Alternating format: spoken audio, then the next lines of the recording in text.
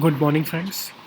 तो prelims booster का पहला टॉपिक देखते हैं जो कि है इंजेन्युटी। ठीक है, तो ये इंजेन्युटी क्या है?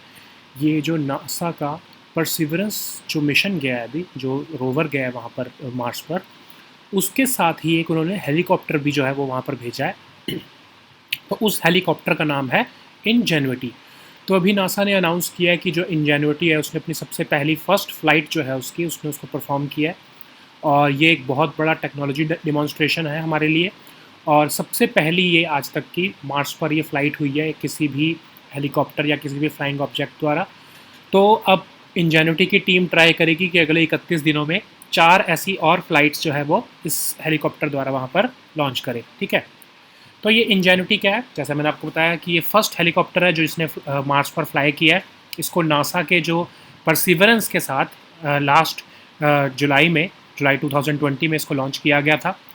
और जो ये नासा का जो मिशन है ये परसिवरेंस वाला, ये वहाँ पर असल में गया है सैम्पल्स कलेक्ट करने अलग अलग लोकेशंस से मार्स की, जहाँ पर ये रोवर नहीं पहुंच पाएगा। परसिवरेंस रोवर जो जहां से सैंपल नहीं कलेक्ट कर पाएगा, वहां पर ये जो हेलीकॉप्टर है वो वहां पर जाकर वहां से सैंपल कलेक्ट करेगा। और ये जो है परसिवरेंस जो है वो फरवरी में जजेरो क्रेटर है मार्स का, वहाँ पर इस लैंड हुआ था। और ऑलमोस्ट 2 साल तक वहाँ पर रहेगा ये। और वहाँ पर एंशंट लाइफ के जो है वो सिग्नेचर्स देखने गए हैं, ये सैंपल्स कलेक्ट करके अर्थ पे वापस भेजेगा, जिससे कि हमें पता लगे कि जो है कोई क्या पास्ट साइंस ऑफ लाइफ है मार्स पे, क्या लाइफ पे पॉसिबल है मार्स पे या नहीं। तो ये उसके लिए ही वो उस मिशन को भेजा गया है। अब ये इंजेन्युटी क्या करने गया है वहाँ पर? इंजेन्युटी का जो है हेलीकॉप्टर का मिशन जो है वो एक्सपेरिमेंटल है। बेसिकली हमने ये ट्राई किया है कि क्या वहाँ पर जो है फ्लाइट पॉसिबल है या नहीं है। ठीक है, तो अब हमने सक्सेसफुली देख लिया कि दैट इट इज़ पॉसिबल। और ये इंडिपेंडेंट है बिल्कुल, साइंस रोवर के साइंस मिशन से बिल्कुल इंडिपेंडेंट है ये। और ये जो कि रोवर जो है वो तो आपको पता है साइंस ऑफ एंशिएंट लाइफ ढूंढ रहा है, लेकिन हेलीकॉप्टर उसको असिस्ट तो करेगा, बट इसका हेलीकॉप्टर का प्राइमरी मिशन जो है वो एंशंट लाइफ के साइंस को देखना नहीं है। उसका बेसिकली मिशन मोटिव यही था कि वो वहाँ पर फ्लाई कर सकता है या नहीं कर सकता है। अब इसके काउंटर रोटेटिंग ब्लेड्स हैं, इसके कुछ फीचर्स लिखे हैं, वायरलेस कम्युनिकेशन सिस्टम है। इसको इसलिए डाला गया था मार्शियन सरफेस पे कि क्या जो है फर्स्ट टाइम एवर हम ये देखना चाहते थे कि क्या जो है एक पावर्ड फ्लाइट जो है प्लैनेट के थिन एयर में वो उड़ सकती भी है या नहीं, कोई हेलीकॉप्टर वहाँ पर उड़ भी सकता है या नहीं उड़ सकता है। ठीक है, अब उससे हमें पता लगेगा, उसके बेसिस पर हम small helicopters future Mars mission में हम भेज पाएंगे और हम बेसिकली उस प्लैनेट को एक्सप्लोर करने में हमें और ज़्यादा हेल्प हो जाएगी। नेक्स्ट टॉपिक है गोवा सिविल कोड। तो चीफ जस्टिस ऑफ इंडिया जो S.A. बोबडे जी हैं, उन्होंने भी रिसेंटली बहुत अप्रिशिएट किया था जो यूनिफॉर्म सिविल कोड गोवा में एग्जिस्ट करता है। ये गोवा आपको पता होना चाहिए कि सिर्फ अकेली एक ऐसी स्टेट है इंडिया में जहाँ पर यूनिफॉर्म सिविल कोड जो है वो ऑलरेडी एग्जिस्ट करता है।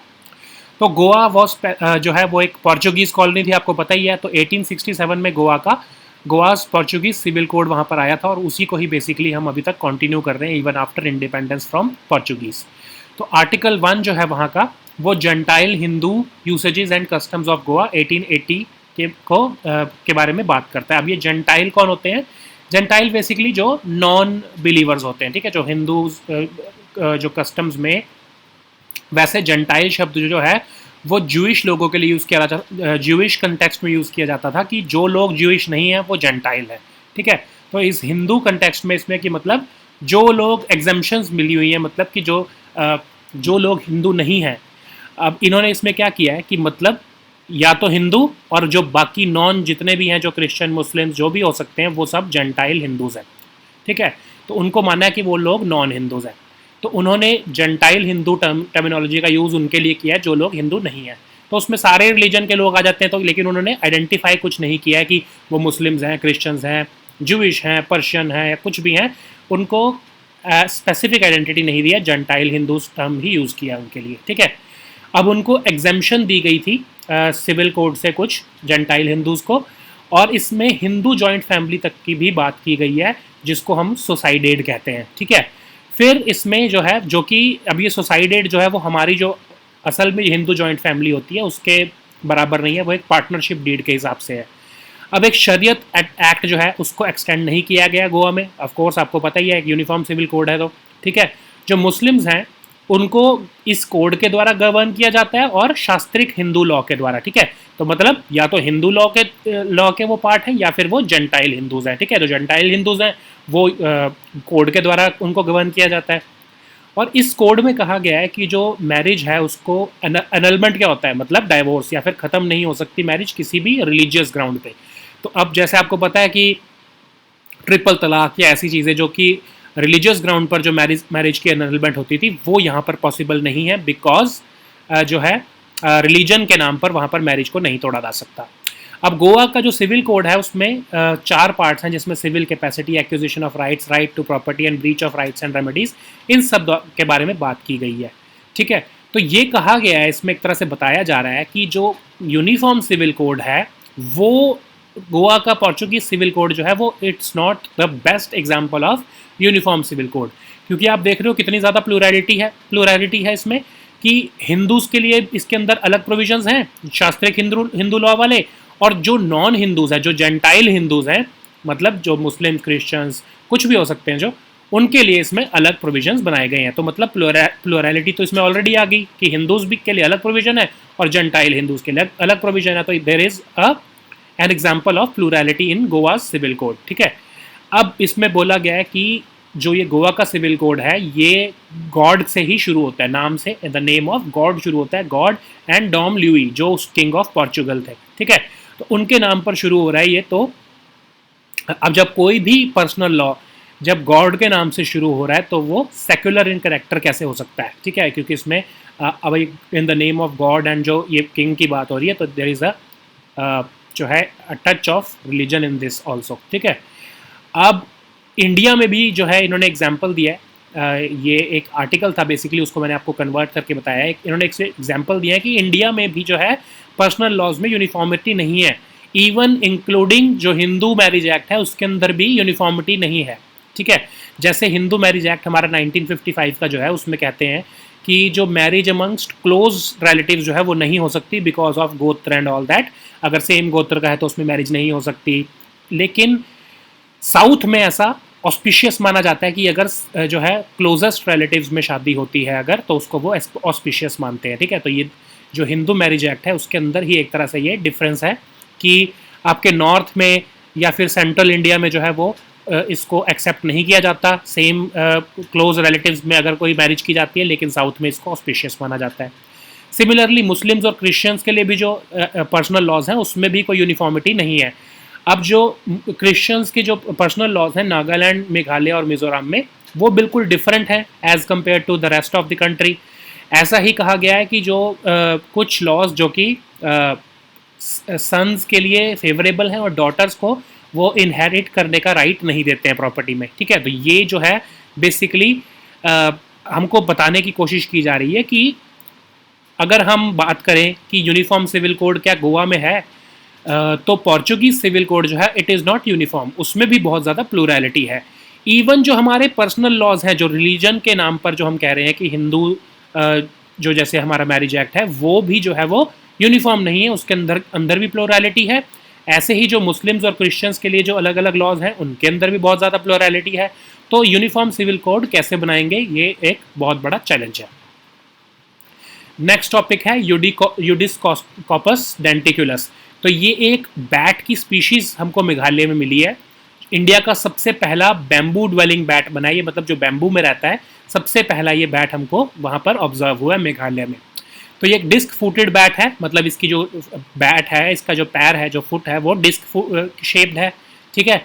अब ये बहुत स्मॉल बैट है, इसके डिस्क लाइक पैड्स हैं और इसके जो थंब और ब्राइट जो थंब है वो जो है वो डिस्क लाइक है और इसका जो है कलर वो ब्राइट ऑरेंज कलर का है, ठीक है। अब ये कहा जाता है कि ये बैम्बू ड्वेलिंग स्पीशीज़ है, ये बैम्बू में रहते हैं और इसकी लोकेलिटी जो है वो apart from of course India, ये सदर्न चाइना, वियतनाम, थाईलैंड और म्यांमार में पाए जाते हैं। फ्लैटेंड स्कल है इनका, स्टिकी पैड्स हैं और ये क्रैम्प्ड स्पेसिस में जो है वो रहते हैं और कहा जा रहा है कि ये बैम्बू के अंदर रहते हैं, तो इसलिए इसको जो है ये सबसे पहले इंडिया में हमको फर्स्ट बैम्बू ड्वेलिंग बैट मिले हैं, ठीक है। अब इनकी जो स्पीशीज़ का नाम है वो ये है यूडिस कॉपस डेंटिकुलस।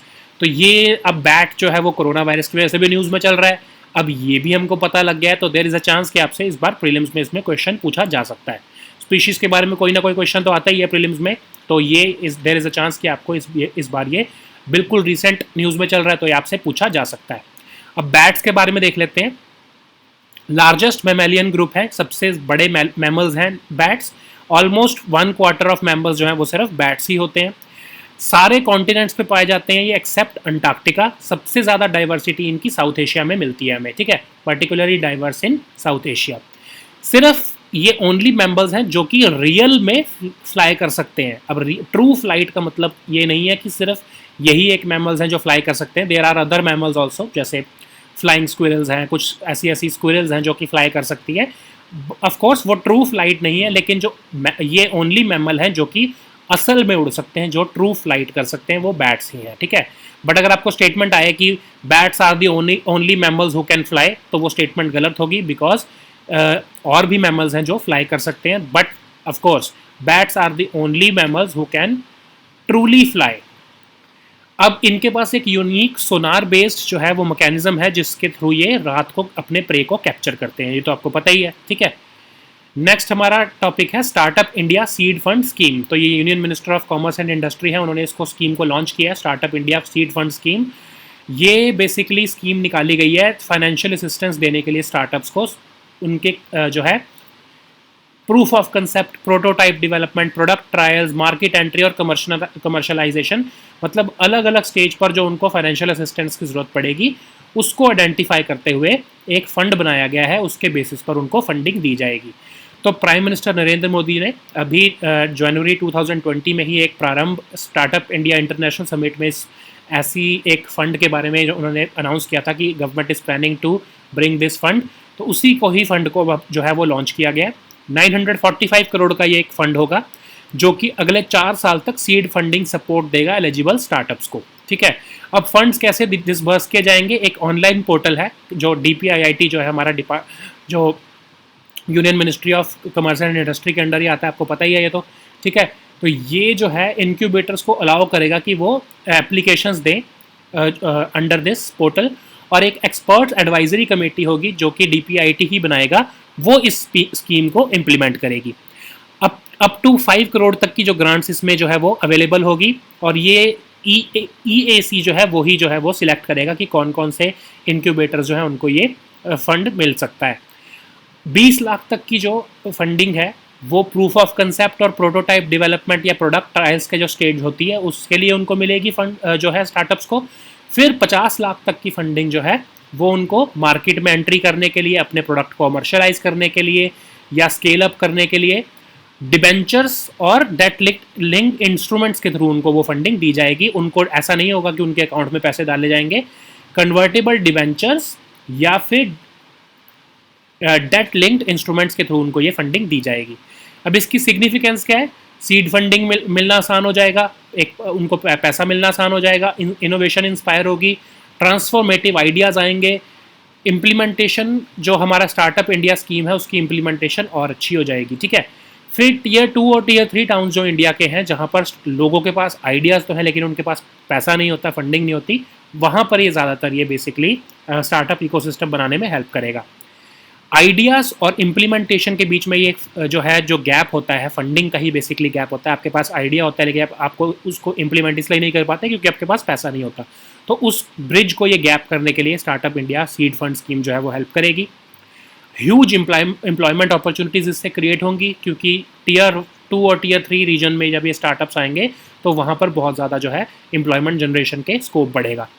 अब स्टार्टअप इंडिया स्कीम भी देख लो, प्राइम मिनिस्टर नरेंद्र मोदी जी ने 15 अगस्त 2015 को इंडिपेंडेंस डे स्पीच में इसको अनाउंस किया था। 16 जनवरी 2016 को इसको इनॉग्रेट किया गया। बेसिकली फोकस इसका है सिंप्लीफिकेशन करना प्रोसीजर्स का और हैंड होल्डिंग करना, लोगों को हेल्प करना, स्टार्टअप्स को हेल्प करना, फंडिंग सपोर्ट देना और इंसेंटिव्स देना और इंडस्ट्री और अकेडमिया की पार्टनरशिप करना सो दैट उनके पास आइडियाज़ आ पाएँ, रिसर्च अपॉर्चुनिटीज़ आ पाएँ, पार्टनरशिप्स कर पाएँ वो, और स्टार्टअप जो है वो ग्रो कर पाएँ। अब स्टार्टअप की डेफिनेशन क्या है कि जिसकी टर्नओवर एनुअल टर्नओवर 100 करोड़ से लेस है और वो उसको ओपन हुए लेस देन 10 ईयर्स हुए हैं तो वो एक स्टार्टअप की डेफिनेशन कहलाती है।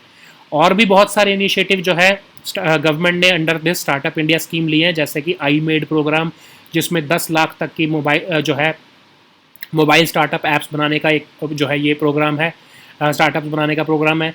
ऐसे ही मुद्रा बैंक स्कीम है, आपको पता है, जिसमें कि माइक्रो फाइनेंस या लो इंटरेस्ट रेट लोन्स मिलते हैं एंटरप्रेन्योर्स को, जो कि जिनका लो सोशो इकोनॉमिक बैकग्राउंड है उनको ये फंडिंग्स मिलती है। ठीक है, so these were are topics for today. We will meet next time with new topics. Until then, good bye and take care.